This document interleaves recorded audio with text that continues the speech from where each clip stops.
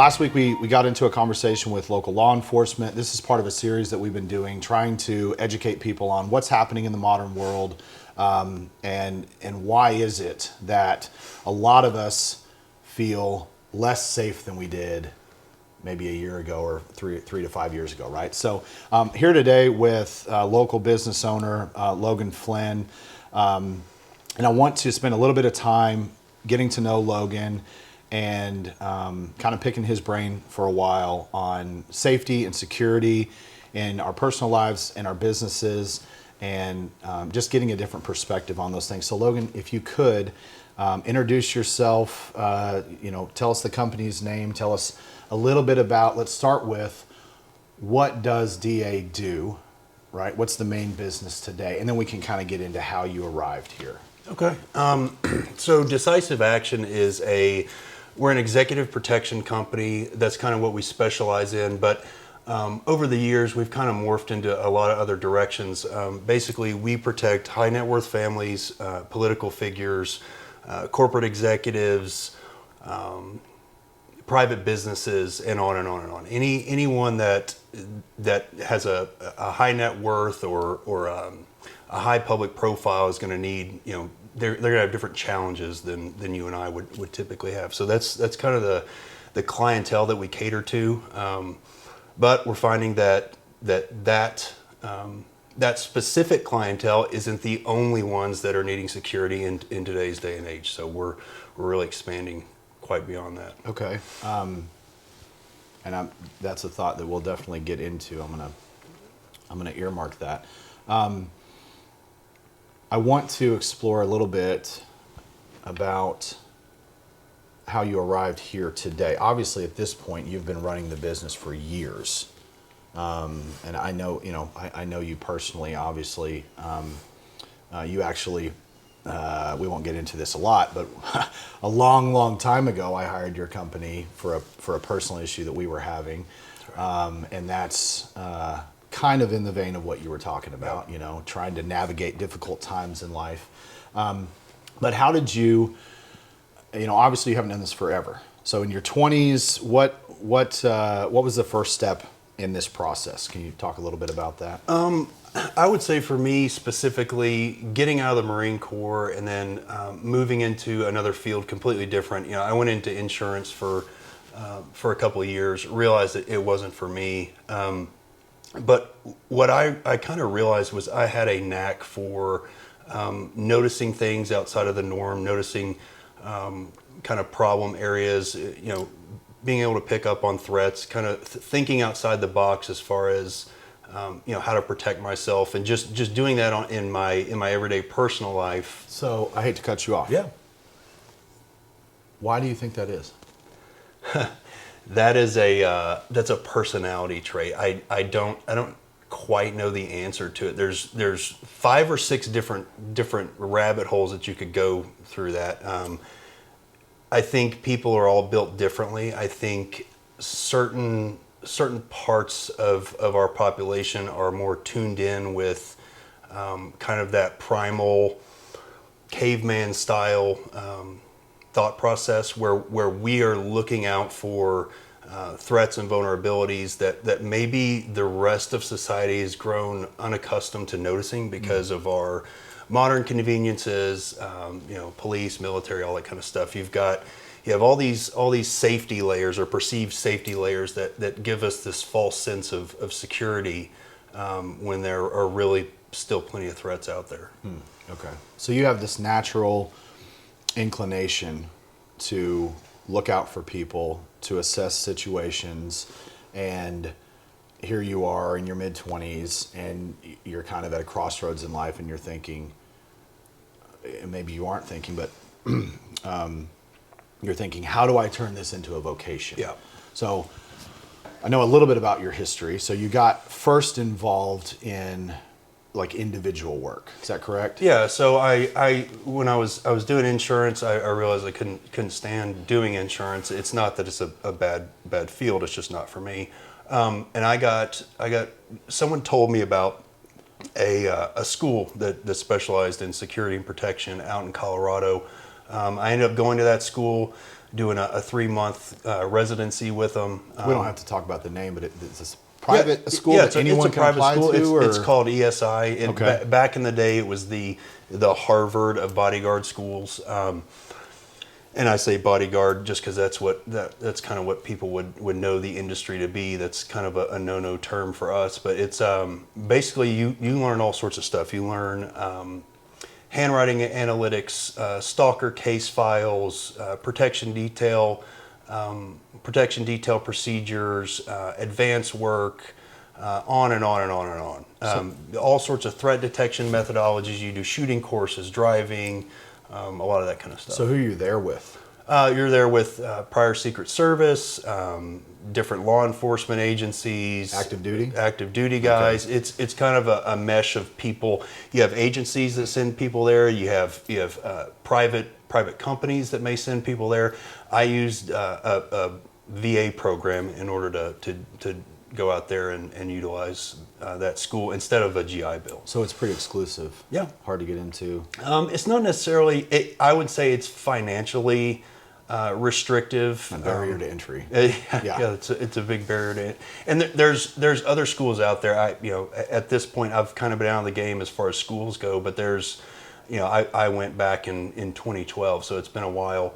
But there's a lot of good schools out there. If you wanted to get into this, most people that do what I do, they start off with kind of either a military or law enforcement background, right, and then they transition into something like this because they feel like they have those natural skill sets. Maybe they're already kind of in the same mindset of a protector, and that doesn't mean all of those people are, because we have a lot of law enforcement or military people don't necessarily fit the mold to be a protector, so to speak, because some of the methodology is different. Some of the goals are different. Law enforcement, they always want to go catch the bad guy, whereas we're more interested in protecting the client. We're not interested in what the bad guy's doing, as long as we're evacuating the client away from them, right, and getting them out of that situation. That's a good point. So you're not necessarily seeking justice. No. Yeah. Justice is not our business. Right. Okay. That's a good distinction to draw. So, and I think that's important because a lot of what we're going to discuss as we move forward is not necessarily justice. No, it's not.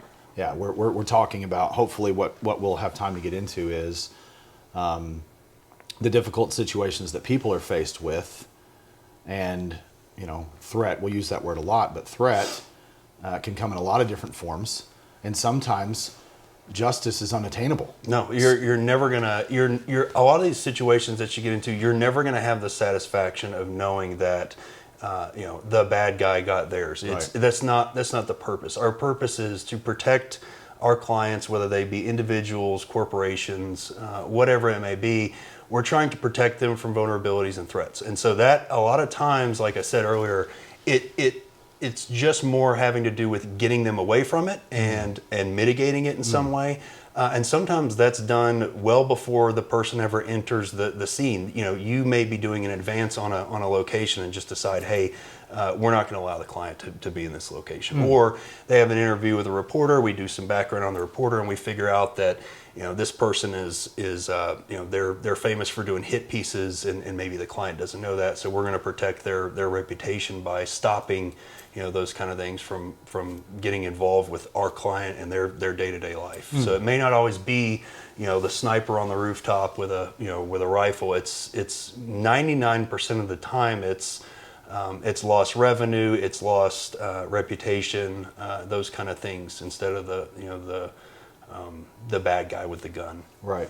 I like that because I think that the tie-in is really good with what we do. I hadn't really thought about that prior to the conversation, but a lot of times all we're interested in doing is preventing loss, Yep. preventing catastrophe, right? As you were kind of naming those things in succession, I was thinking, well, yeah, that's, for us, that's the backup, that's the EDR, that's all these mitigating systems that we put in place to prevent clients from having disasters. Yep. And in the event that something occurs, you were saying we're getting out of there as fast as possible, trying to restore order and peace as fast as possible, right? I like that. There's a lot of interplay between what you all do and what we do, because we're in the same business for the technology and businesses. We can't, 99% of the time in our field, justice is unattainable. Most of the threat actors in the cyberspace are in non-extradition countries. It's not you're not driving down the street and finding somebody. It's not like TV. They're not sitting in a basement 6 blocks away. They're 2,000 miles on the other side of the ocean. Well, and the frustrating part to that is that the client oftentimes does not see all the things that you've done to mitigate that threat on the front end, and when something doesn't happen, there's no big reward for that. You're not going to get a pat on the back for that. But what they're not seeing is something probably didn't happen because of some step that you took along the way to either strengthen your outer security perimeter, or in your case, strengthen your firewalls or your antiviruses or whatever you're doing for a client. And that's the difficult part in what we do, is the complacency that comes in, and they think, well, nothing bad's ever happened. Well, nothing bad's happened because we've been watching out. Right. You've been spending money to proactively go after these issues, right, instead of dealing with them after the fact and spending, triple, or maybe that's low on your end. Yeah, I mean, it's always worse. Yeah. Right. Cleaning something up is always worse, and you can see that. I was joking with somebody the other day. You can see that just by the cost of your insurance policy versus the potential payout. Oh yeah. Right? It's like, well, if your hedge, based on law, a lot of these industries that we work in are regulated, right? It's like, if the hedge is this, doesn't that indicate to you how bad it could be, right? Because the insurance companies are not making up those numbers, right? That's a very mature process for them, right? And they're very good at calculating how they get to those numbers. Yeah. We deal with insurance a lot. Right. So you said something just a minute ago that I want to dive in on a little bit. You said, you were kind of talking about nothing bad has ever happened to me, right? And I'm glad you said that, because we hear that a ton, right? 50% of the time you meet somebody new, it's an introduction or whatever, and one of the difficult objections is, well, we've been fine, right? So can you talk a little bit about what has your experience been in the psychological differences between a client that maybe they're hiring you for the first time? So it's let's say it's a company, okay, and they have I forget what you call it. They have like a termination issue. Okay? Either we would call it a hostile termination or a contentious termination. There's all sorts of fancy industry words, but it's not necessarily even always going to be hostile. They don't know. Right. They just there's pre-indicators that say, hey, when we go to terminate this person, it may be an issue. So can you talk a little bit about the difference in dealing with clients that it's clear to you when you're meeting them they have no experience with this, and dealing with somebody who comes to you because they have had poor experiences and they're trying to offset that? Yeah. So what are some of the language differences that you pick up on? What are some of the like the resistance to cost? And what is as you kind of navigate those scenarios, can you talk a little bit about, as much as you can, about what you think is going through the client's mind in both of those different scenarios? Yeah, in workplace violence or hostile termination situations, which we do a lot of, it's something that every company needs to have someone on speed dial that specializes in this, because you're going to eventually have to terminate somebody that could be a problem. Okay. But oftentimes, by the time we get the call, it's because the client already understands kind of the pickle that they're in. Like, hey, we've got this person. They've shown these behavioral cues within the workplace that lead us to believe that there's going to be issues whenever we go to terminate them, whether it be violence or threatening language or whatever. So by the time that we're meeting with the client, specifically in those situations, there's often not a lot of convincing that needs to be done. Now, that's talking about a very specific circumstance. What you're talking about earlier, and what you asked me about, was how do you get past kind of the hesitancy to cost, and hostile terminations isn't a great example of that enough. Because often, in my experience, they've often already dealt with it. They know why they're calling you because they see the writing on the wall. liability, insurance, workplace violence. The cost of all those things is crazy, and there's not a lot of resistance there. But to get to what you asked, I do deal with hesitancy on cost a lot. I deal with nothing's ever happened to us before. In those situations, you need to determine what kind of an owner or what kind of a supervisor are you dealing with. Is this someone that numbers speak to them? Is this someone where they need reassurance? And we kind of go at it from that standpoint. Either way, we're trying to help them. I'm not going to take on a client that couldn't use our help. It does me no good, because you're not going to have a good experience. We're not going to have a good experience. Everyone's wasting money and time. Sure. And we're not going to get a reference from you down the road. So for us, there's a lot of times where I'll get a call and I'll spend more time educating that client than I am actually getting paid to do anything for them. And I'll spend that time on the phone educating them to the best of my ability. And sometimes we may come to the conclusion, hey, there's not much I can do, or maybe you need to go with this group that specializes in this, or maybe you're kind of misreading this vulnerability or this problem. And that's often. But what I try to do with any of them is I try to determine, where's the concern coming from? Is it a legitimate concern? Do I have the solution to the concern? And then how receptive are they to that solution? And we just talk through that. If it's a numbers thing, then we bring up case study of how many times this has occurred. Here's the statistics on it. This is your average payout from insurance and everything else. If you were to if you were to decide to do nothing, and that's a tactic that works. You never want to use scare tactics with people, but it's just the truth. You're giving them good information that whether they choose to go with you or not, you're telling them the truth about what the reality is. And the reality is they probably don't understand how big of a problem some of these situations can be if you don't get out ahead of them. Yeah, I like that. I can certainly empathize with that, because I like to say, and the fact that you did insurance before is interesting, because I like to tell people when the conversations get into that nuanced area that it can feel like I'm selling insurance. Yep. Because, in a way you are. Right. In a way you're kind of selling an outcome that is less bad than if you do nothing. Yep. Right. And I find that, and maybe you can speak a little bit to this, I find that people who have been through disaster, like in our business, if you've had ransomware and you lost revenue for a week, couldn't operate, couldn't do anything, when I put a proposal on the table, it's a foregone conclusion. You don't care. Yeah. It doesn't matter, right? Because you don't ever want to do that again. You had to admit fault, you had to tell clients, you had to pay your staff, even though nobody could do anything. It's painful, right? And sometimes even being adjacent to disaster is enough emotionally for people. Oh, my best friend's business got hit. Oh my gosh, I saw how terrible it was. I don't ever want to go through something like that. And I empathize, and you may connect with this a little bit too. I empathize from the standpoint of, well, I own a business too. I know that just that by itself is incredibly stressful. So I don't want people to go through these disasters, right? And that, like you said, you're truly attempting to take care of somebody, right?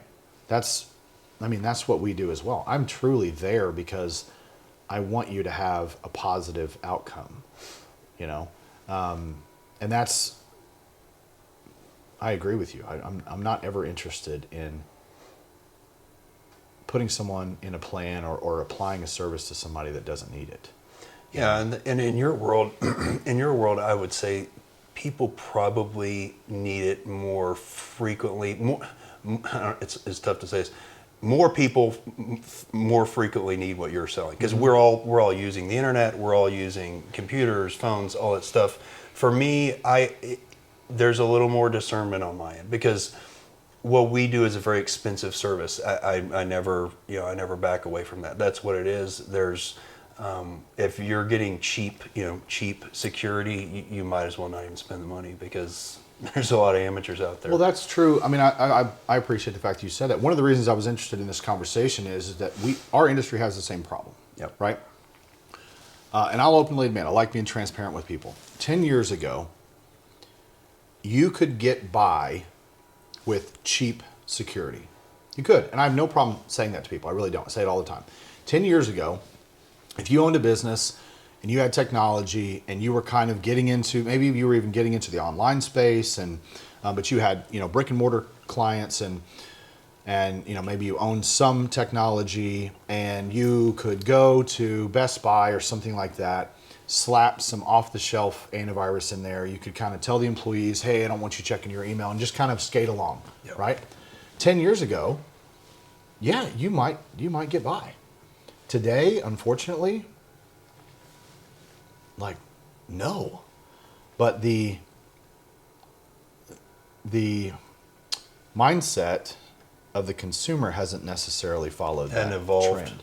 Well, and that's one of the things that we'll get into is what has shifted even in your space, right, in the last couple of years, and what are people maybe not picking up on about why the world has changed so fast. And I want to talk about it a little bit too. I have some techie stuff to throw at you, but it's not obvious to people, at least in my experience, why the world is more dangerous today than it was 10 years ago, right? So let's stop right there on that thought, okay? Because you've been doing this a long time now, right? As far as I mean, at least 10 years from our previous conversations. It's been about 15 now. Okay, right. So even in your experience, spend 60 seconds talking about how much different is it today to provide what you feel comfortable as being a full package, right? Security, than it was a decade ago. What are things you have to think about now that you didn't then?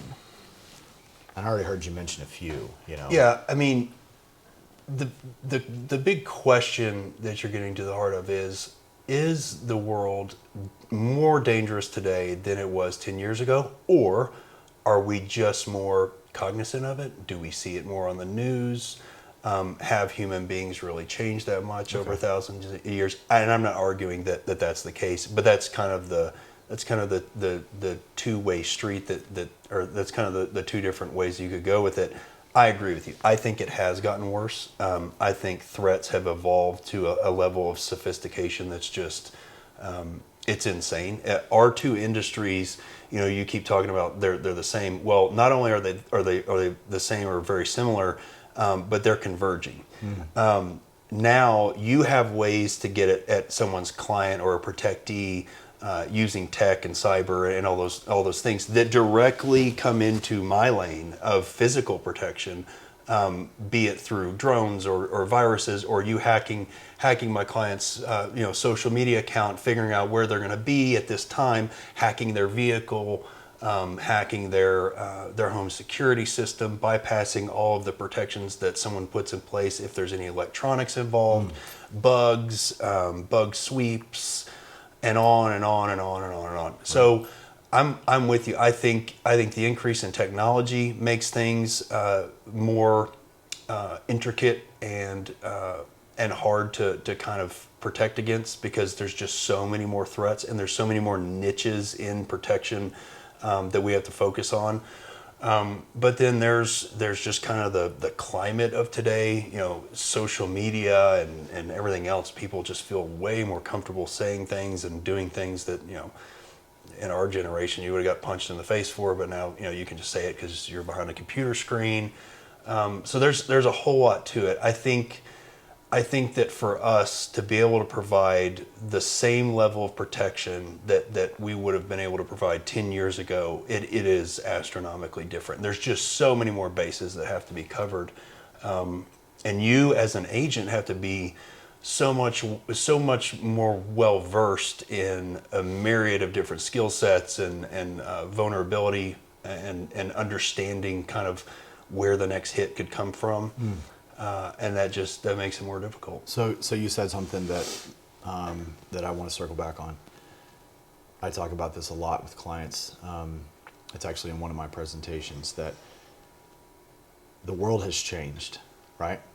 There's more threat, at least. We don't have to get into the is there more and has everything changed, but it's more visible, Yep. right? It's way more accessible with the constant news feeds and social media and everything else. So one of the things that I hear it all the time, I ask people oftentimes, are you more anxious today than you were 5 years ago? Oh, yeah. Right? Oh, So, but the thing that's not obvious to people is, do you think that just applies to good people? That's a good question. I say no. I tell people if you're more anxious today, right?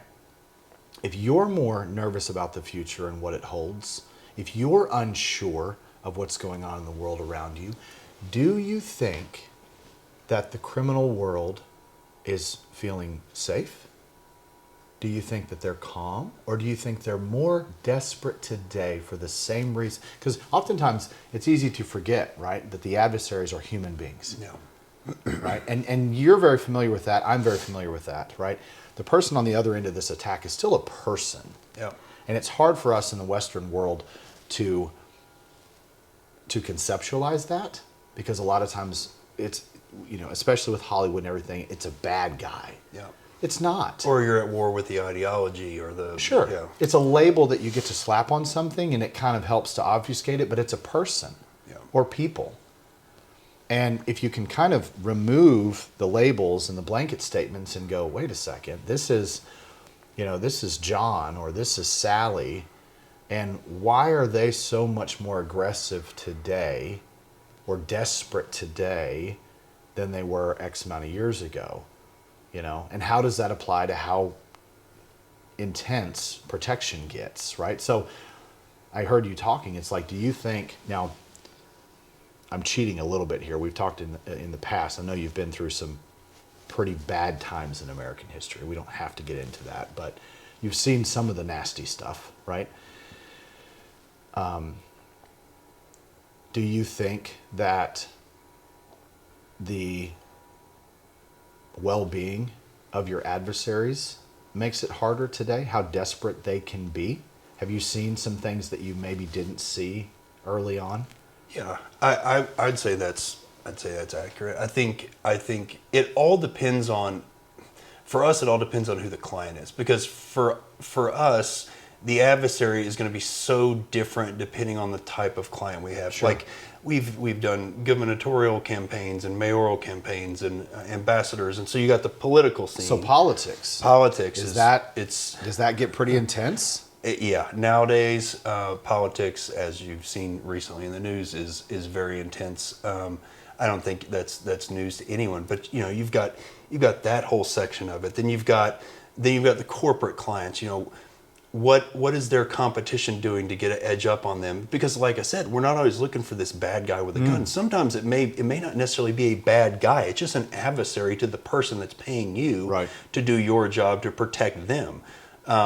So, yeah, I mean, each and every client that we have is their particular adversary is gonna be different. But yeah, as a whole, I think the world, as things get more kind of frenzied and the uncertainty continues to grow. I mean, not just with the political stuff, but with the financial stuff and what's going on with deglobalization and and on and on and on. I do think that it creates this kind of chaos within every group and every subset, that everyone's kind of trying to figure out what comes next and how am I going to adapt to that and how am I going to survive that? What does that look like? Right. Yeah, I mean, I think that if we're nervous about where we're at in 6 months or a year, why wouldn't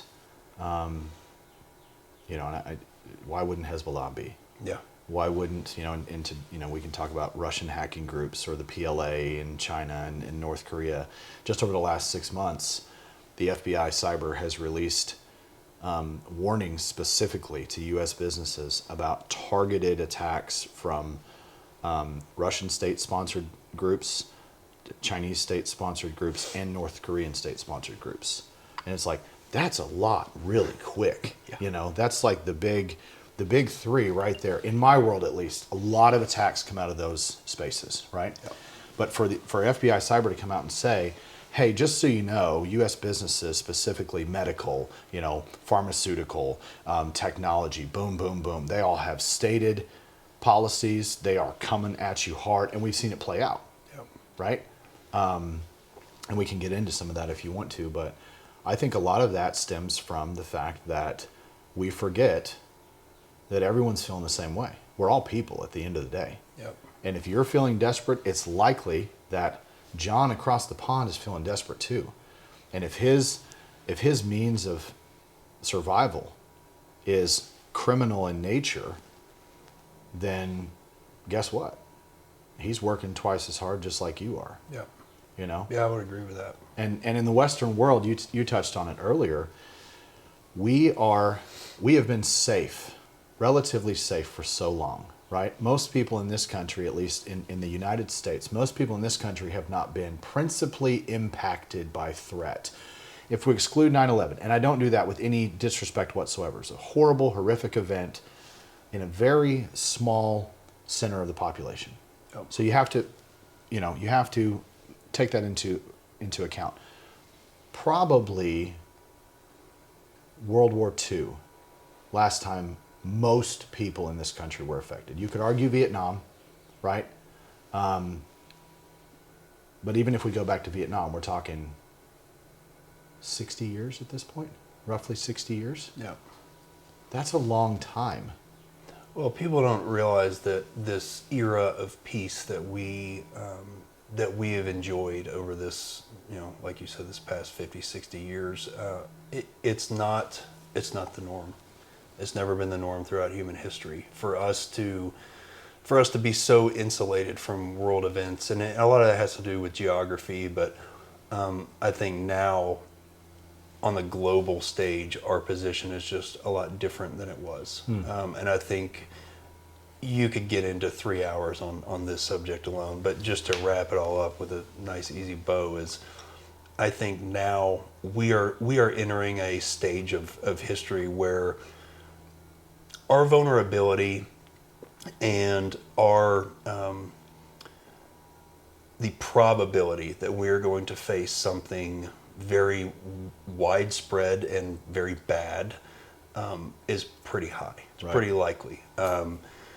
You can get into what the FBI is putting out. I'm part of a lot of private groups that put out a lot of confidential threat information, but I think it is highly likely that we will encounter something very significant against our infrastructure, against our population, food, water, all those things in the next little bit. If not 2024 itself. Right. I think the election is going to be a very interesting time.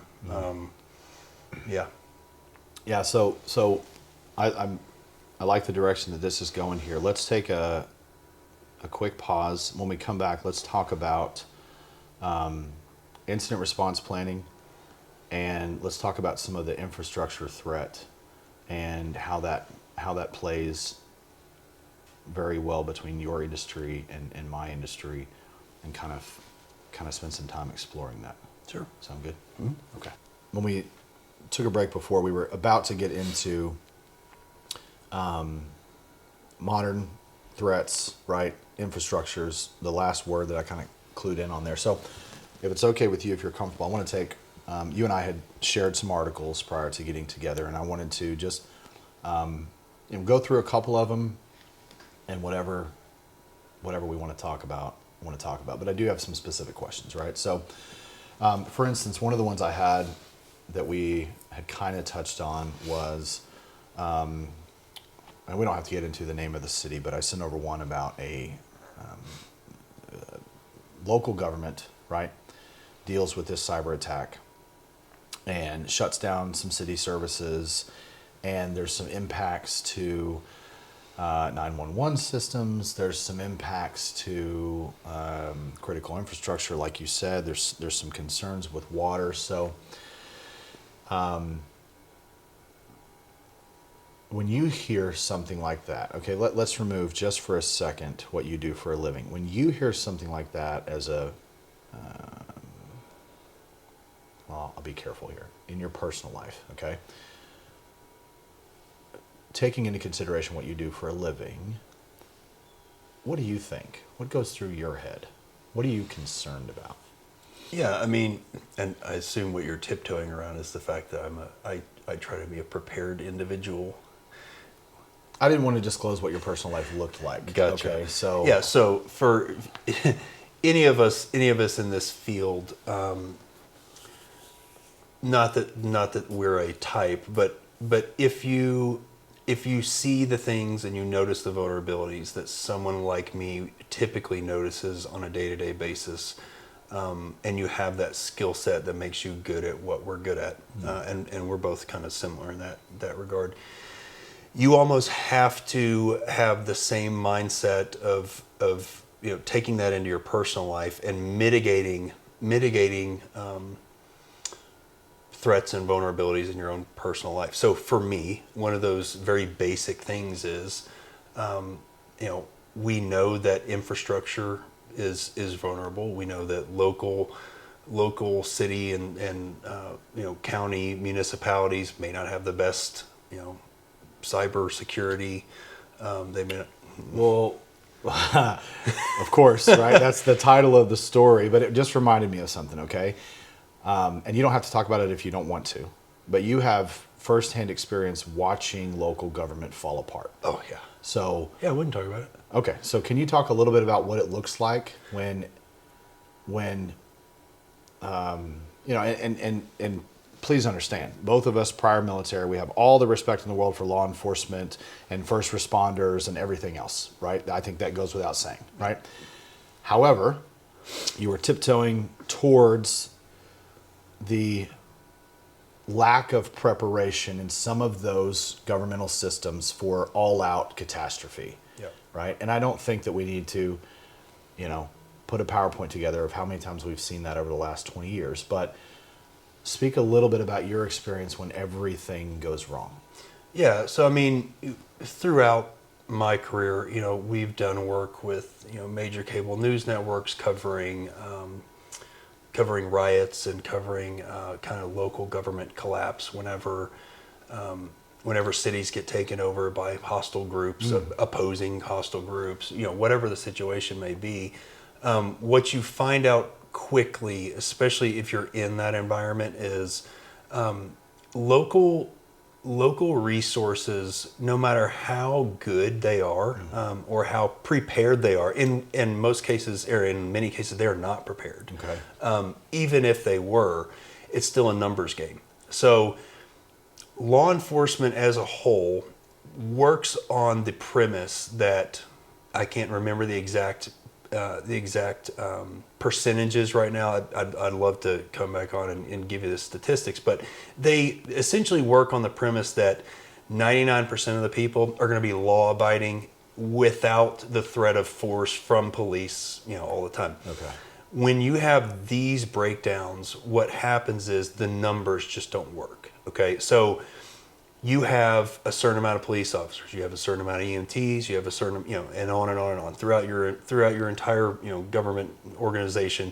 You have a certain amount of people that are allocated to deal with any emergency. Right. That quickly becomes overwhelmed, whether it be, we've seen it during the Hurricane Katrina, the Ferguson situation, Charlotte, all these other things where you've basically seen either a natural disaster, protest, kind of opposing political violence, whatever it may be. You see that they don't have the resources to deal with when a crowd forms and it kind of turns into mob rule and everyone loses their mind at the same time. Right. Now you take that and then you add in a certain percentage of the cars don't work anymore, or the traffic lights go down, or there's no water, whatever it may be. Civilization is only going to stay civil for a couple of missed meals. And once you've missed a couple meals, or you don't have clean drinking water and you're used to it because you live in the Western world and you live with this security blanket all your life, things kind of deteriorate on a very rapid pace. And so I think that's kind of what you're getting at.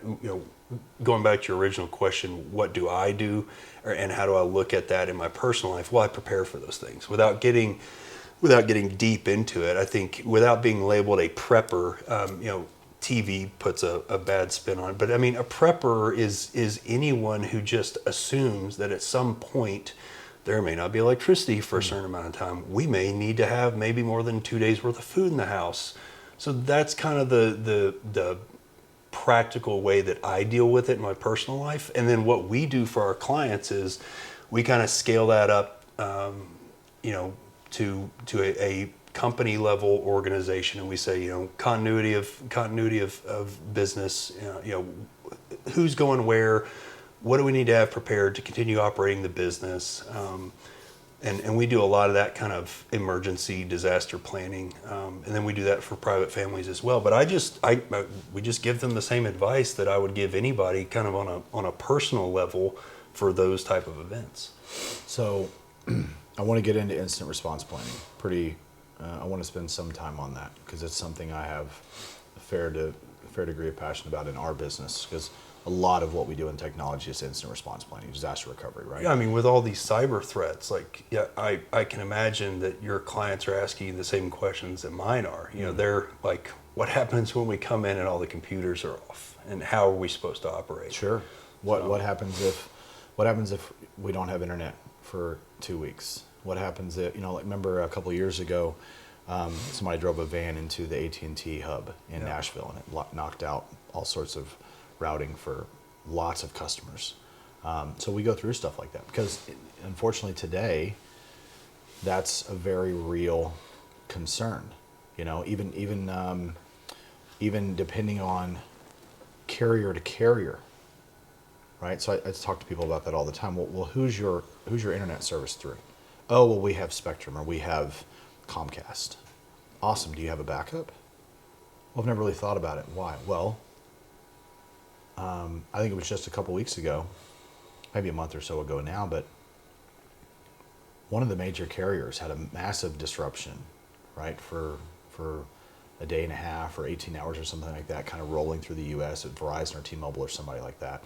And it's not obvious to people, but it's like, well, that can happen with any of your providers at any time. Yep. And unfortunately, the uncomfortable thing is that, one of the stories I have pulled up here is AT&T is now admitted to having a full-scale breach of their database. Every record of every client, phone and text, more than 100 million people they lost. Yep, they emailed me about it. Yeah.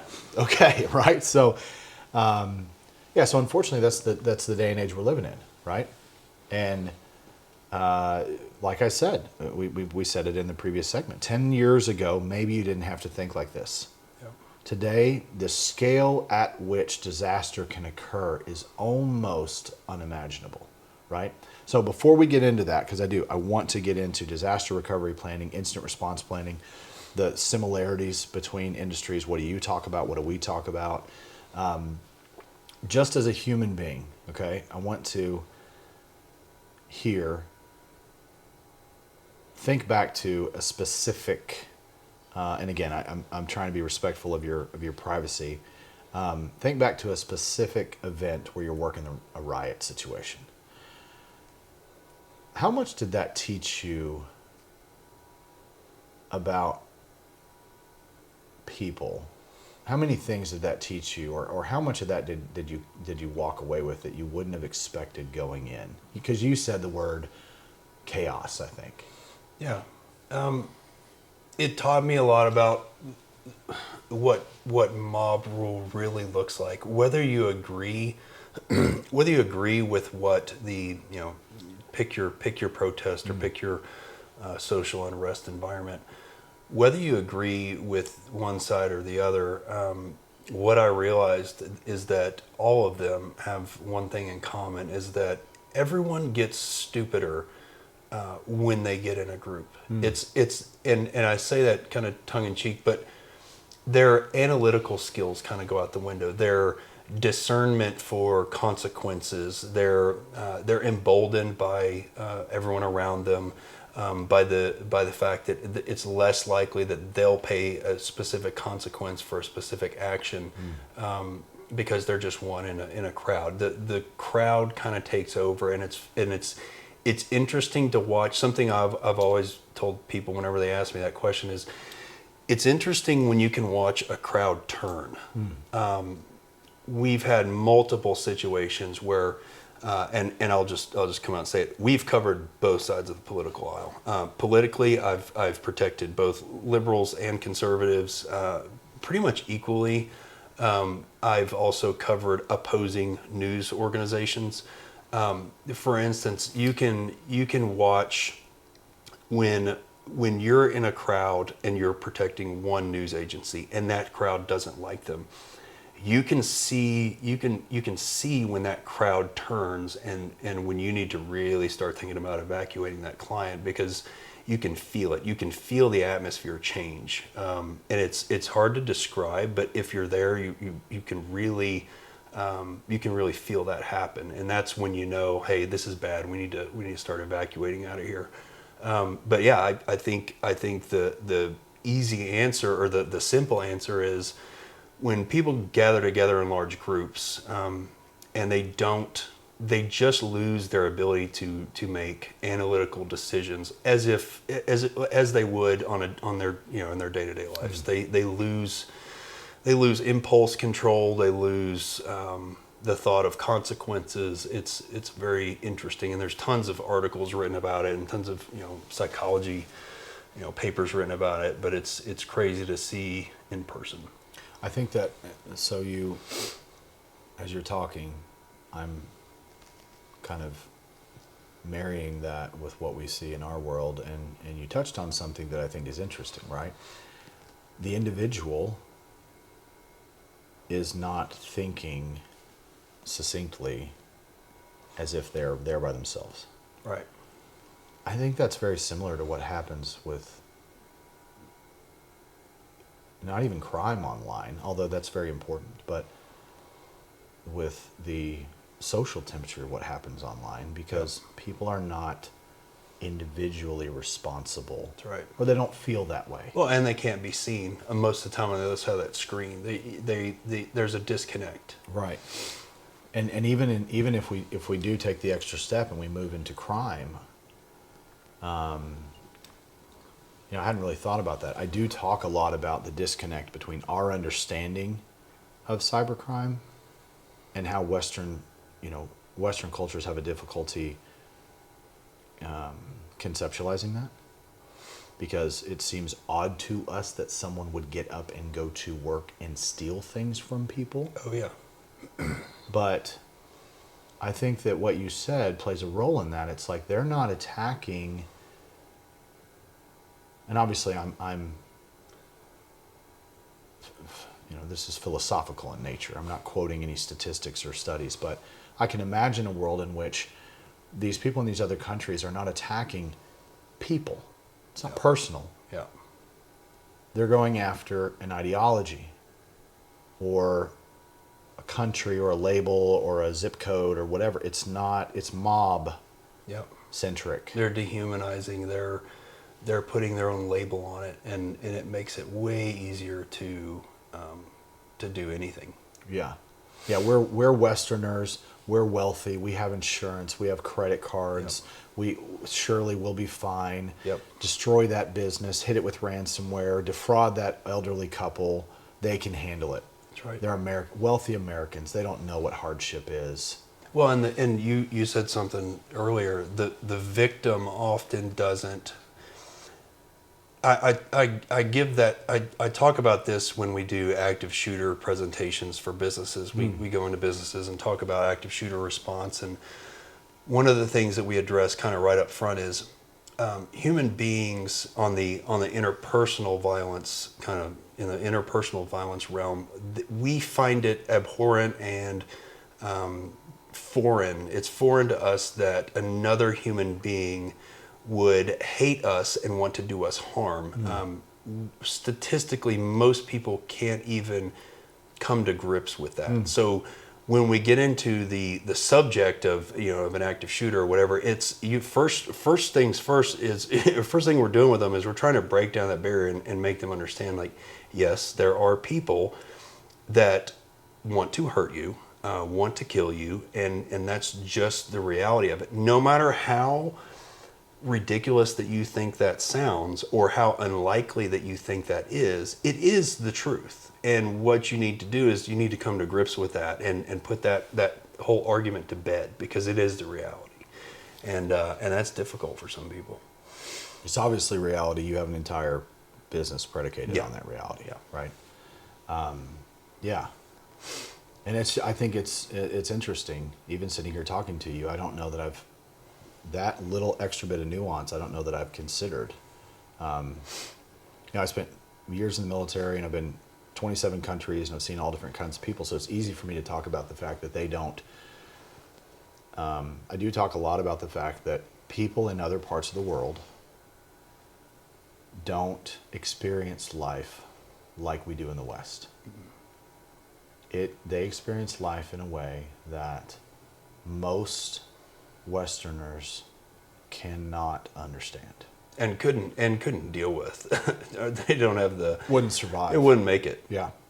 Yeah. I talk a lot about that in the hopes of helping people understand how someone could get up every day and attack people or victimize people for a living. Yeah. Well, I mean, you just put yourself in the shoes of a parent. You're living in a third world country. You live in a cardboard box, or that's extreme, but you know what I mean. You live in horrible conditions, and there is an entire group of the wealthy, arrogant ones overseas that make all the money and control all the assets and fight, win all the wars and on and on and on. And to them, oppress us on a daily basis. It's very easy to make the leap to, like you said. I mean, what's it to them if they have to change their credit cards? Like, right. The fraud department's going to save them. Insurance is going to save them. They don't have to grow up wondering if their kids can eat. Right. And so then you get into this whole philosophical thing. Would you do it for your kids? Without question. Yeah, I mean, so are you dealing with a bad person, or are you dealing with someone that's a victim of their circumstance? Yeah. And I hate giving people that out, but it's just have some empathy, put yourself in someone else's shoes for a minute, and you can see why this is so easy, especially on the cyber side of it. Yeah, because there's not a person there. You're attacking a bank account. You're not staring them in the face and putting a knife in their heart. You are stealing digits on a screen in order to put food in your kids' mouths. I think that in and of itself makes it such a more difficult topic to peel back. It does, and up until recently, it has made it really difficult to explain the risk. Yep. Okay, because even that, as crazy as it sounds.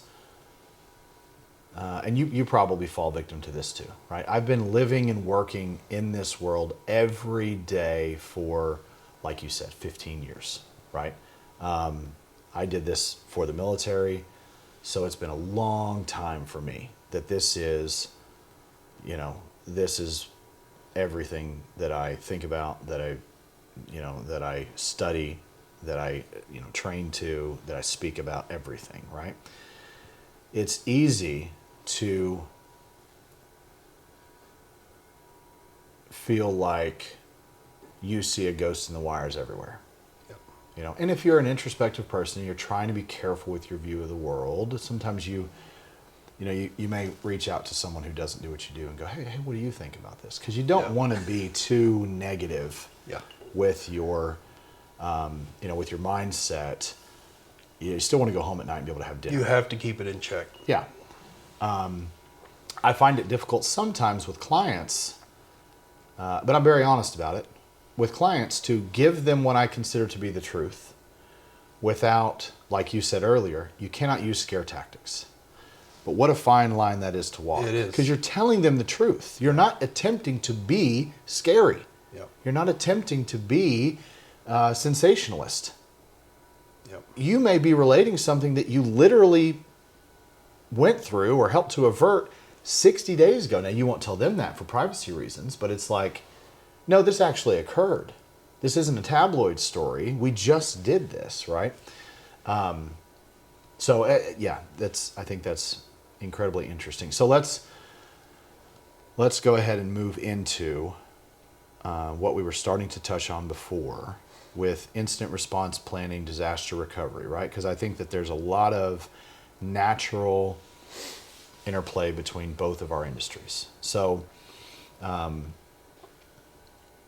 you were just speaking about one of the things that you all do is active shooter training. Is it training? Is that an appropriate word? Yeah. Okay. So speak a little bit about is IRP or disaster recovery, is that something you all typically recommend? Is it something that you get asked to do? What's your approach to that? How intensive does it get? And you don't have to give away trade secrets or whatever, but talk as much as you want to about even specifics. I mean, how deep do you all get into that with clients and companies? It all depends on the client. I'll be honest, we didn't get into it a lot early on. Okay. Because it wasn't as prevalent. People weren't thinking about it as much. So that's another change. Yeah, and it goes back to what you said earlier. Like Okay. the perception is that things are getting worse. They're getting more uncertain. So I think it's become more mainstream that people understand that we need to be thinking in this direction. So it is more recent for us. If it's an individual client, let's say it's a high net worth family. Okay. Or a political figure even. And everyone kind of has their own thoughts on, well, political figures, they all get taken care of by the Secret Service or police, and that's not the case. We have protected a lot of high level political figures on the campaign before they're elected. They don't have that protection most of the time. We found that out pretty recently. Yeah, yeah, that's true. So for them, a lot of that's done privately. There's a lot of good companies out there, big nationwide companies. We're a boutique local company, so we're primarily involved in local elections, gubernatorial, mayoral, that kind of thing here in Kentucky. But the bit that we do, or with a private client, what we're thinking about for them is it's not business continuity. It's just their family, their family emergency plan. They've amassed a certain amount of wealth. They've amassed a certain amount of assets. How do we ensure if something were to go wrong on a national scale or a local scale? Where are the person's children at? Are they out of state? Can we communicate with them? Are the cell phones down? Do we have transportation in place? Do we have a central area for people to go to that's kind of not known to everyone else? Food, water, all those kind of things go into it. So there's a lot of that kind of on the personal side, just with an individual high net worth client or political client. But then when you get into the business side of it, that gets pretty complex, because then you're talking about movement of massive amounts of employees. What do we need to do to keep the critical infrastructure of the business going while things are falling apart outside? At what point do we stop caring so much about the business and go completely individual because things have gotten that bad? So there's a lot that goes into that. It's completely on a client by client basis. Some of the companies that we work for are huge. So for them, that's going to be a very complex thing, and it's going to take IT. It's going to take all your systems management. They've got heavy equipment operating and generators and plants, and there's a ton that goes into that doesn't really fall into our personal expertise, but we can advise them on who they need to be speaking to, what disasters at least they need to be thinking of. But you do have experience dealing with, and again, I'll dance here and I'll let you talk. No, I know where you're getting at. So you're talking about during COVID. Yeah, during COVID and things are getting a unrest. little wild, and you Yes. are applying security to business continuity. That's right. So, and that's really where we're going to come into play the most, obviously being a security company. So Say that you have high dollar assets at all of your different facilities, and you're a business that produces something that's high end, or even not super high end, but something that has value, and all businesses have that. If we have a city that suddenly becomes engulfed in your next political feud, or police shooting that gets contentious, or whatever. We have experience just in the past few years and during COVID where we were actually asked to quickly put together teams and go secure multiple sites that were in the midst of some of these contentious areas during some of you had the Breonna Taylor situation, then you had COVID. And we had clients that had a lot of assets in these areas, and the police are stretched to the brink. They can't, we cooperate with them, we communicate with them, they know where we are. We have open lines of communication, but they're not necessarily as available to do much because they're pushed to their limit already as far as manpower and abilities go. So we're used pretty often in those cases to go secure multiple locations just on the physical security front, making sure that, especially if you're dealing with products that are volatile or dangerous, making sure that those products aren't stolen or vandalized or any of that stuff. So we have quite a bit of experience doing that. That's interesting you say that. Just Friday, I don't know if you saw the news, and this isn't actually one of the articles I have pulled up, and I promise we'll get to those eventually. Friday, did you hear the news about the airlines being down and all these things? And so, we were in the midst of planning a overseas trip with a client, international travel, trying to get travel for a couple agents, and that happened. Yeah, things kind of went. So, so for our part, right, and if people don't know, Friday morning, well, really early morning actually, because it started in Australia, began reporting it in the afternoon. There was a huge cybersecurity software company called CrowdStrike.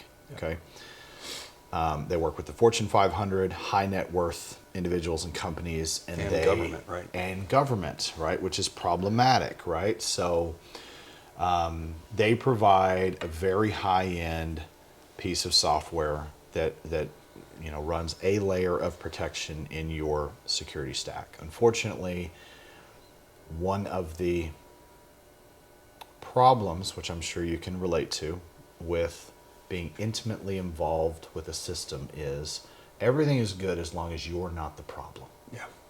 Right? So CrowdStrike ended up being the problem. They ran an update overnight, and the Windows computers that they were installed upon crashed. They wouldn't boot. Didn't it come down to 3 lines of code? Or yeah, three simple numbers yeah, or something? super simple. The joke in my community is forgot to put the comma in, right? And then just hit go. Yeah. Unfortunately, you hit go on millions of computers. Those computers, because they're high, ARR companies and government. Unfortunately, they famously signed a DoD contract last year. I was writing an article about it on Friday afternoon. It's like Department of Veterans Affairs, DHS, Department of Justice, and then some of those agencies were a little silent. Oh, okay, but ambiguously. Yeah, right. So the concern is that, okay, wow, how fast can a little bit of something turn into a disaster? Yeah. And was this a dry run? Well, sure. And like you were speaking to, providing security, responding in those moments when something outside of your control is threatening your business. Yeah.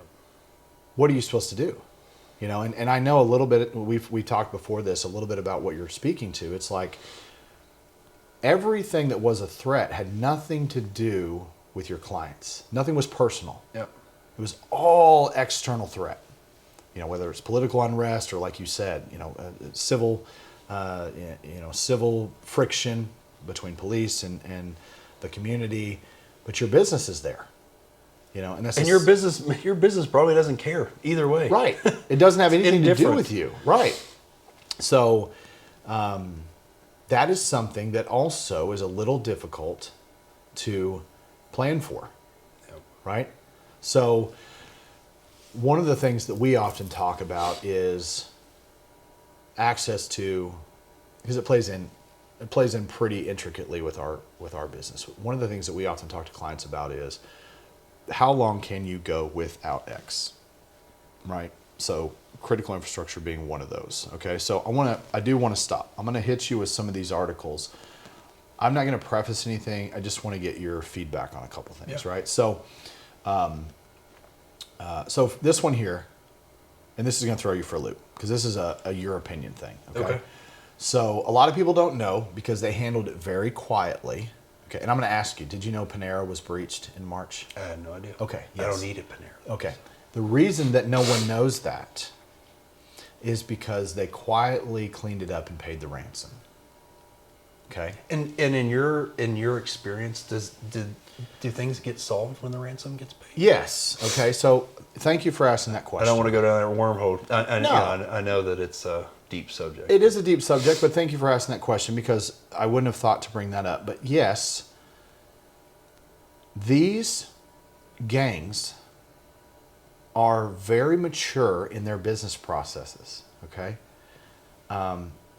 Now, Ascension Healthcare is another story. We may touch on that because obviously there were some issues between the Russians and the people that actually carried it out. But I'd say 90+% of the time, if you pay the ransom, you get your data back. Because it'd be bad business. Otherwise, no one would pay the ransom, right? Now, the reason I wanted your opinion on that is, being that you all deal with, friction-filled firing situations and high net worth individuals and threats of ransom type situations. I mean, obviously that falls within the purview of those things, right? You've got somebody attending a party and they want protection. And you don't have to speak from a business perspective, but what is your opinion on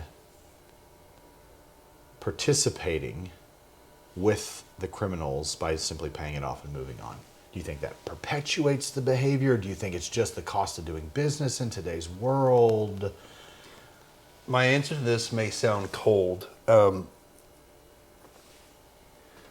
from a business standpoint, I don't think it's the problem of my client whether it perpetuates it or not. I think the problem of my client is how do we get out of this situation with the least damage, the least amount of money spent, the least damage, and the least long-term harm. Whether that perpetuates it, that's not what they're paying you for. It goes back to does catching the bad guy fall into my purview? It really doesn't. Now, I'm a good person. I believe in justice. We have cops on the team. We have we're made up of people that genuinely care. But at the end of the day, the client is not hiring you to seek justice or to solve big time world problems. The client is hiring you to protect the client and their assets. And so the answer to that, regardless of whatever the social blowback is that sometimes you have to do what you have to do to get the client out of the situation. And if the right answer is to pay the ransom and cooperate, well, then that's the right answer.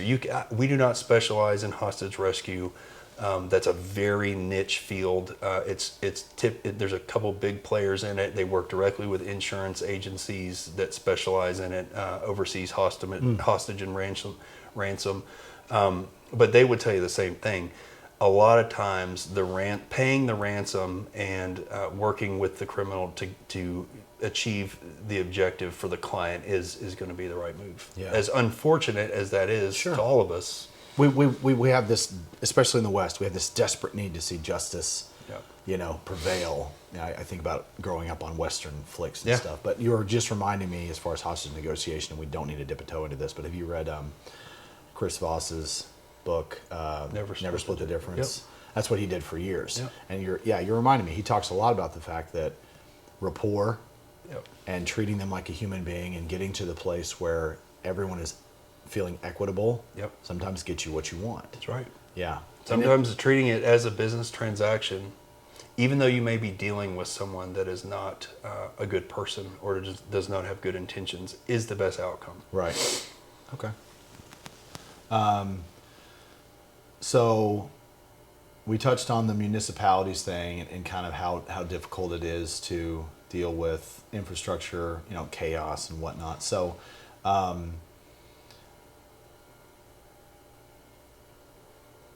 reputation. Here we go. Here's a good one, right? So, months ago, and again, you probably didn't hear about this. Are you familiar with Truist Bank? Truist? Yeah. Okay. I think they had one of our mortgages or something. Okay, so my data is probably all over the yes, okay. Unfortunately, yes, we're about to touch on that. But months ago, there was, and you'll see this a lot in cybersecurity, right? There'll be a whisper about maybe there's a problem, and then it kind of goes away. And we always joke in our industry that the lawyers have got a hold of it and they told them to hush for now, right? Now, there's a bunch of federal regulations about mandatory reporting periods and all this, but there's a lot of different ways to dance around that, okay? But Truist comes out finally and says, yes, we were breached. We lost X amount of data, clients, so on and so forth. Letters will be forthcoming. Every one of us at this point has gotten a letter in the mail that says, hey, sorry, we lost your stuff, right? So in your experience, you deal with a lot of big name companies and high net worth individuals. Can you speak a little bit to what it's... So the reason I'm asking this question is, it's easy, I think, for the common man, so to speak, man or woman, to feel outraged that information was withheld. But if you are operating a $1 billion business, you don't think the same way as a normal person. Would you agree, disagree? Can you speak a little bit about the people you've interacted with and why it would be a little hard for us to understand maybe sometimes the way they deal with these situations? Well, the easy answer is they're built different. They're built completely different than 99% of other people, and that's an easy conclusion to come to just by the fact that there are so few of them, people that run $1 billion companies. But yeah, their personality types are different, and there are some commonalities in between them, but we don't need to go into that. They're going to operate with different sets of goals and intentions from your everyday person, and their goal is not necessarily always going to align with what you think it should, because they are making decisions that have larger consequences than you and I can typically fathom at our level. Sure. So, for me, I deal with them all the time, and it's not, none of them, I wouldn't say any two of them are alike, but they all have similarities. And their ability to detach from emotion and that sense of, justice for one. They do things that are in the interest of the organization and the bigger picture, and that's what makes them good at what they do. Have you, I think it was a study out of Harvard or Yale or something like that. Have you seen the research on the fact that the larger an organization gets, the more psychopathic it behaves? Mm-hmm. Do you think that plays into it? For sure. Yeah. I didn't deep dive the study, but I've heard the wave tops of it, and it makes sense. It tracks. Do you see that play out sometimes with some of the situations you all get involved in, some of the ways that, and I'm totally guessing, there's no pre-conversation here, but have you ever been involved in a situation where someone spends money on something or does something or asks you all to do something or schedule wise or whatever, it just makes no sense to you? All the time. Okay. Every day, all the time. And sometimes, and you never know what the motive for that is. Sometimes it may be as asinine as you think, and it may be a completely emotional decision. But a lot of times, it is a very well thought out. It's just something that you're not keyed into, something that they're not sharing with you, or you have to remember too. These people have personal lives. They have feelings just like you and I do, and they make decisions. They make decisions just like anyone else, but sometimes they can remove the emotion from them and make that big picture decision, and sometimes they just act like normal humans, and it doesn't make any sense. So I think that's an interesting topic. But the long story short, we see them make financial decisions all the time where you're like, well, look, you're pinching my budget here where it's critical. Like, it's critical. I'm trying to stop something very bad from happening that I see coming, and you're pinching me here, but you're going to spend this over here, and it's baffling. But yeah, I deal with it all the time. Yeah, and that's hard to navigate because sometimes you have to choose. Am I going to have this conversation now? What battles am I willing to fight? At the end of the day, you work for them. So correct.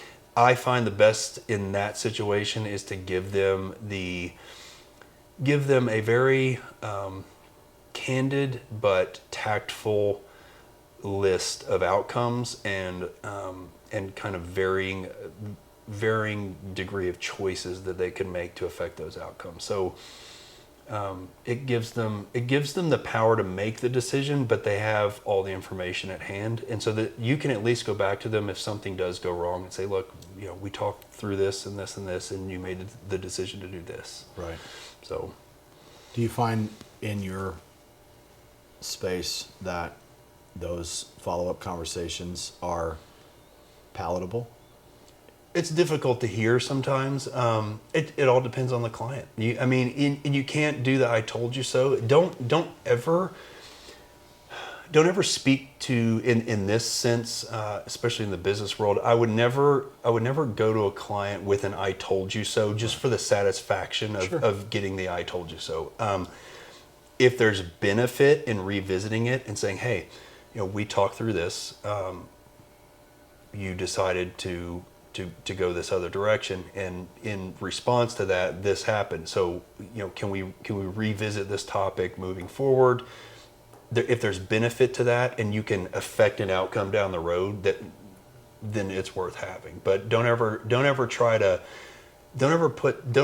put someone at that level of power in a position where they're on the back foot and you're giving them an "I told you so." It won't work in your favor. Right. Man, there's a lot to talk about. Yeah. Yeah, that goes pretty deep. That goes pretty deep. So we'll try. You have to keep your ego in check, and that's something. If you're a Type A personality and you really know what you're talking about, it's like if you have a client, if you have a client that doesn't want to spend money on the right, antivirus, but they're willing to spend this, and this on crazy hotels, and it's like, come on, man, like why are we making these decisions? But at the end of the day, it's their money, it's their company. If you've given them the options, sometimes you just have to go with what they want. No, yeah, and that's absolutely true, and we do run into that, and I don't think anyone would be offended by, me saying what I'm about to say, but yeah, sometimes I've been in a lot of businesses where, you're in a situation. A lot of times in our industry, and you may deal with this too. Okay, they've been spending X on what I like to call basic services with one of the number of companies, right? That budget amount is, let's call it the Walmart option, right? But they're getting Walmart results. May have to cut that. I don't know if Walmart's going to like that. But all of a sudden, you've been called in and you're kind of quoting through a more mature approach, right?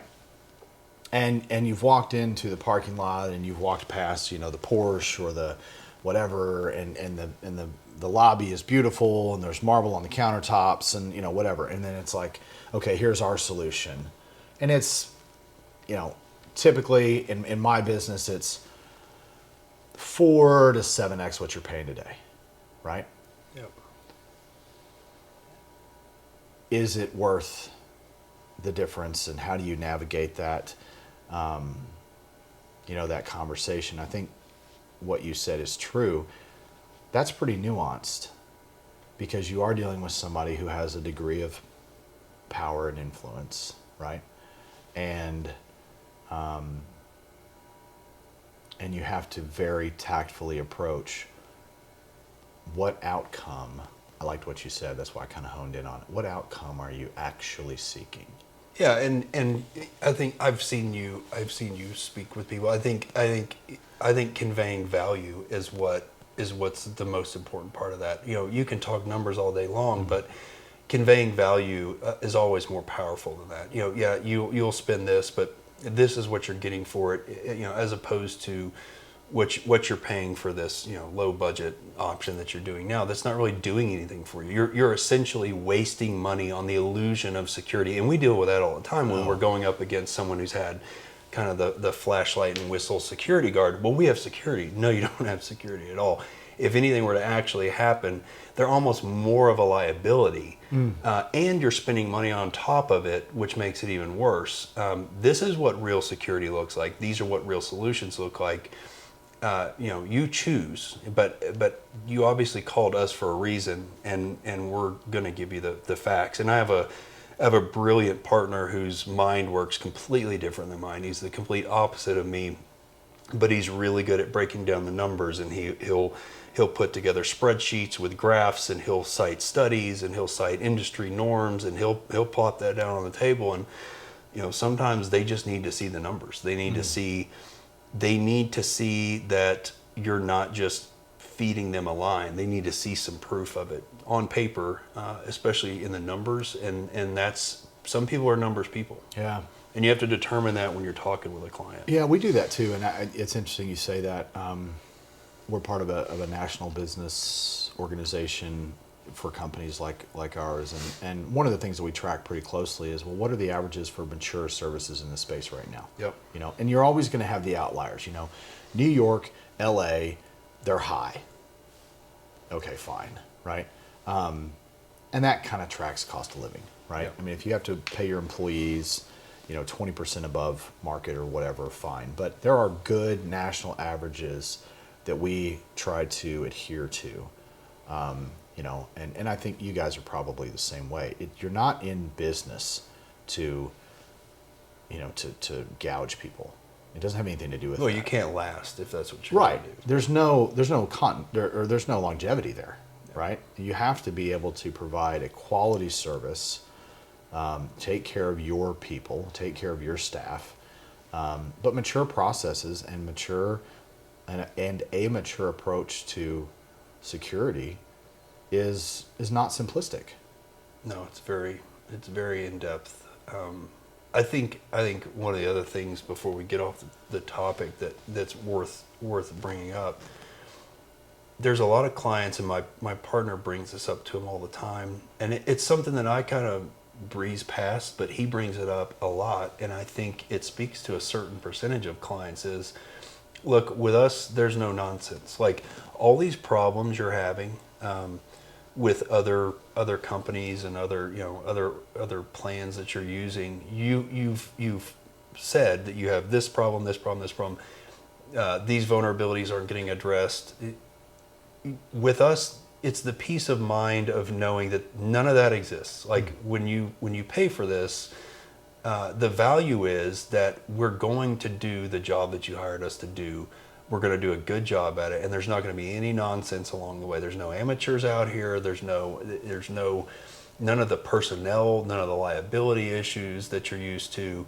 And to certain clients, that really speaks to them, because there's so many unprofessional organizations, just like I'm sure in your field there are too, where that part of it is really what gets them. It's like, well, we've had so many issues. I just want someone that's going to do the job. Like, right. just at the bare minimum, do the job that we paid them to do. And Right. so many companies can't make that happen. Yeah. No, you're right. I mean, in our industry, everyone's got a guy. Mm-hmm. That's the problem with technology is, oh, my nephew, oh, my uncle, oh, Jim who owns the computer repair store down the street, whatever, right? And okay, so obviously we've covered a lot today. I always like to say I really appreciate your time. I'm sincere in that. We're both busy. I think that's such an overused word today, but let's tie everything off with just a little bit more information, or let's explore what it is that a team like yours incorporates. How many different experiences? I don't know what makes up an organization that has to do what you all do on a regular basis. Yeah, it's a good point. So for us, we're a boutique company. We have a lot of different specialties amongst the group that we have. We've got law enforcement guys. We've got guys from various backgrounds: Marine Recon, Special Operations, a lot of government contractors, protection specialists of varying degrees. But each guy brings to the table a different experience, different life experience, different background, and it kind of all comes together in a perfect mixture of different observational skills and hard skills and soft skills that allow us to have a kind of an all-encompassing group that can solve really any problem in the security realm, excluding IT. That's why you and I have been talking quite a bit. We don't have IT specialists, so to speak, guys that are very tech savvy, but not so much in the IT specific. But drone operators, long range guys, professional drivers, anything that you could think of, we try to get guys that are in each of those that check those different boxes. So you said boutique. Is that typical? There's a lot of big companies that do what we do, but we've never wanted to be kind of that big monstrosity, kind of corporate-y feeling security agency. Our specialties, they work very well on a personal level. Our clients appreciate us because they have access to kind of any one of us that they need to get in touch with to solve their issue. But yeah, we're not a massive nationwide company. We're smaller, more really heavily focused and specialized. We try to focus on the clients that we can actually help instead of kind of doing the scatter shot. We'll take anyone and we'll do anything.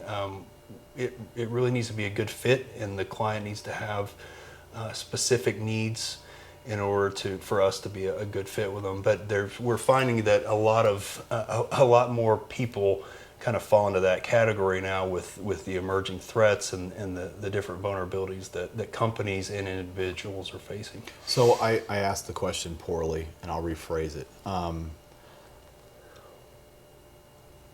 Do you find that it is unique for a company that does what you do, boutique or not, to have such a wide range of skill sets and experiences on the team?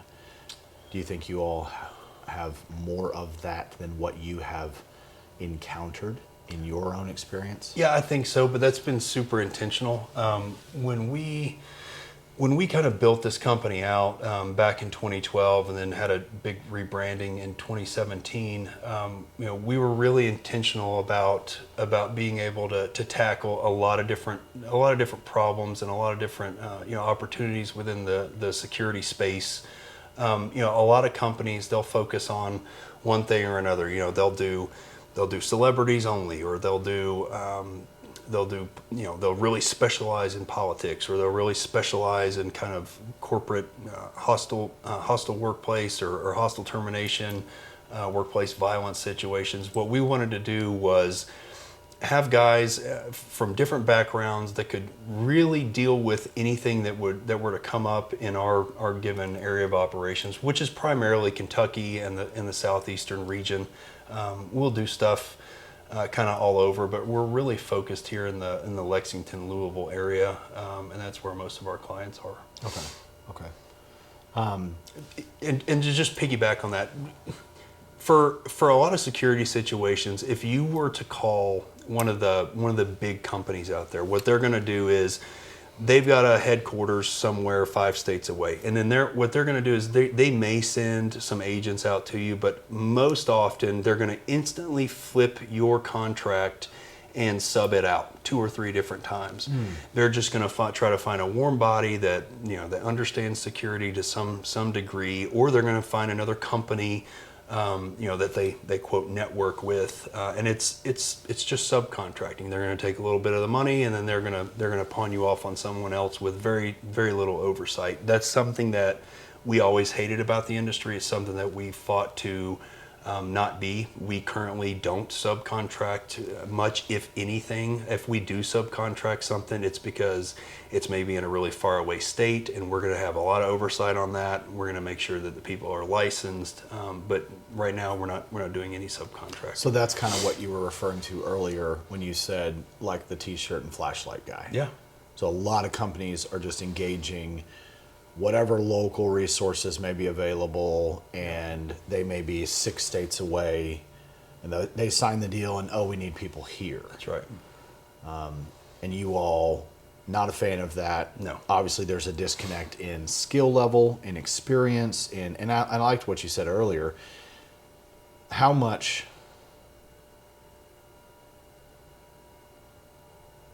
liability A ton. is the client incurring by having the flashlight guy there if something actually happens? Oh, we've seen multiple times some of the, and I won't name names on here obviously, but some of the big security companies, the ones that are, supposedly been around forever and are the top of their game.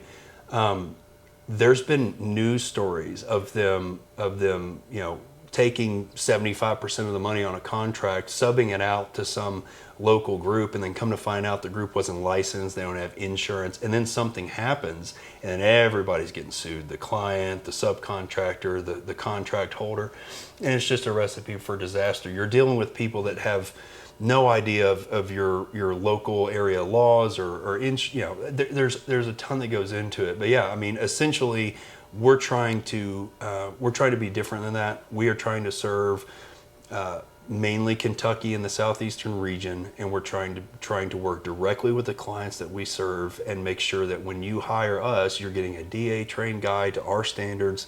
They've been through our training package, our shooting courses. They've been personally interviewed and background checked by us. They fall under our insurance, and on and on and on and on. And that's kind of what we've put a high importance on, and that's why clients keep choosing us. Yeah. So tell me a little bit more about yours. Well, I like what you said about varying degrees of experience, right? So one of the things that we've focused on, and I appreciate the fact that you said that you did it intentionally, right? I started out intentionally hiring experience in certain verticals years ago. I happened to end up with a lot of former military guys on the team. Obviously, that speaks to me. I like that. But I think it was just natural. I think that what happens is that you go looking for a certain skill set, or a certain personality type, or a certain set of experiences, and it may not be obvious to you when you start out, but what you end up with is you end up arriving at certain circles over and over and over again. Like you said, I heard you say, law enforcement, special operations community, and and former, military this or military that, or different branches. Well, why? Well, for a little bit of it, it's obvious, right? Some people may look at my industry and say, well, how does that play in? Well, I think that the personality types that you end up with in people that have pursued careers with those organizations or in those fields is what you actually are after, whether or not it's obvious. In our industry, I like to tell people when we're interviewing, one of the first things that I say in the second or third interview is, you have to understand that this is not a 9 to 5, right? Nothing about this industry is going to feel comfortable and regular or predictable. It's part of the business, right? Ditto. And yeah, right. And we see it all the time. On Friday morning, I was at a conference in Nashville for continuing education. Okay. I get that message. We kind of talked about it before. 5:30 in the morning, millions of computers worldwide are down. Does this impact us? Right. And we kind of start going through it. That's the job. Yep. The job is that people are depending on you regardless of time of day and regardless of whether or not you're personally engaged or it's comfortable or the weather sucks or whatever. It doesn't matter. So I think that we kind of naturally ended up with a team of varying experiences, but a lot of them come from the same places. And that's interesting. I didn't know that before we started talking. I may have inferred it, but yeah, we have a lot of former military. We've had law enforcement guys on the team before. And what I find is that the thing that works well for us is people that are willing to be available when friction is high. Yep. You have to have people on the team that are willing to stand in the fire, is what I like to say, right? You have to be willing to stand there when everything sucks, when everyone's stress level around you, client-centric, obviously, is super high. You have to be a personality that can stand there and kind of reach out a hand and say, hey, it's good. Mm-hmm. We'll get through this. Everything will be okay. We're going to work the plan. We're going to stick to the process. We're going to make it out the other side. Yep. And that's important. For us, it's one of the most important aspects of service delivery. I tell people all the time, everybody has a security stack, you know, and you all probably have the same thing. Everyone has a suite of services. It's hard to differentiate on that, on that front. Everyone can fly a drone. You know, in my industry, everyone can apply, email encryption. Everyone can run backup. But one of the things that I think we do well, very well, is continually train to the fact that in the heat of the moment, your client is a human being. And that's the priority. Your job is to be calm, cool, and collected, and to know our standards and procedures in and out so that you can help that human being navigate this situation successfully and come out the other side as unscathed as possible. Yep. Right? So, I like that. I mean, that's one of the reasons that I reached out to you to have this conversation. We've had some personal conversations in the past, and I just, the similarities between the industries just struck me. There's a lot of overlap. Yeah, there's a lot of overlap. So, again, thank you so much for taking the time to sit down and talk. Looking forward to doing this more in the future. And any parting thoughts? Anything you want to say? No, good conversation. Looking forward to doing more. Okay. All right. Well, I appreciate it. Thank you very much. And thanks everybody who checked this out. If you liked it, click a link, grab a follow, both DA and Real at any time. We're very interested in educating you guys. So check anything out and let us know your thoughts and comments. Thank you so much.